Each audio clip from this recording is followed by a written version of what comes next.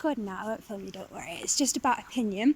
So, I'm doing native owl species and their populations and which ones are at risk, which ones aren't, and everything. And one of the things I've been coming across is Eurasian eagle owls.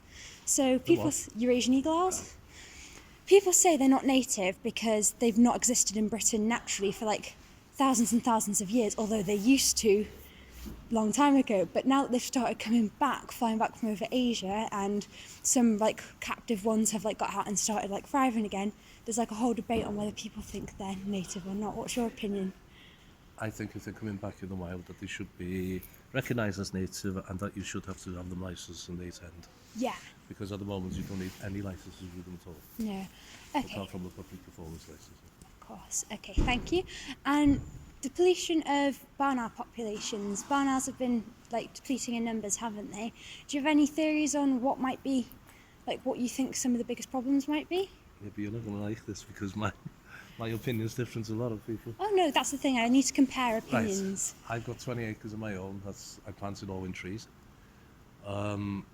I think that the reason that the barn owls did go down in numbers was because of pesticides and the fact that they didn't have anywhere to live anymore.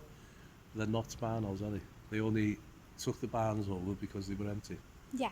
Now the barns have disappeared. I've got 2 sets of home which have gone back to nesting in the crack in the rock.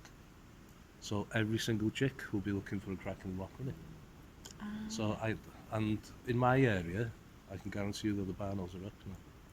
Okay. Because we've seen so many more of them, and we see the odd one knocked over. If you see something knocked over, you've got lots of them. So I think they're up again. Okay. And there's not, people are not using the pesticides the same. There's lots of set aside land there, which the government's give grants for. Brilliant. Even the side of your motorways, it's set aside land, isn't it? That's where your kestrels are now. That's where your red kites are going back to. Do you think there's problems with the set aside land being so close to motorways and cars and things? Yes, probably. You'll have a lot more set aside land as well. Like, my 20 acres is set aside. Okay. But you don't often see a kestrel knocked over on a motorway, do you? No. Okay, last question, thank you very much. Can you think of any sort of conservation methods people can use from homes? Like everyday families live in, like, well, they might live in the country, they might live in towns, anything they can do that can I think help it's good to put owl populations. boxes up. Owl boxes? People get put off because they put an owl box up, nothing's used it in 2 years' time, they take it down. But the owls will actually take up to 3 years. They just sit out first, and then they take the chicks to see them, and they have to trust that box before they use it. And Make sure it's safe and everything. And make sure you leave it there, even if nothing's using it in 2-3 years, leave it there, something will come to it eventually. Okay, thank you very much. Yeah.